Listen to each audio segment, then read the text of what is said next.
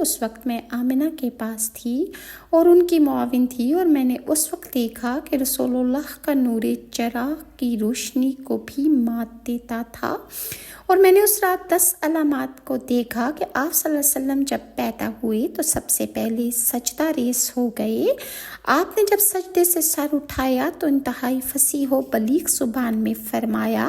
کہ لا الہ الا اللہ انی رسول اللہ کے سوا کوئی عبادت کے لائق نہیں، بے شک میں رسول اللہ ہوں۔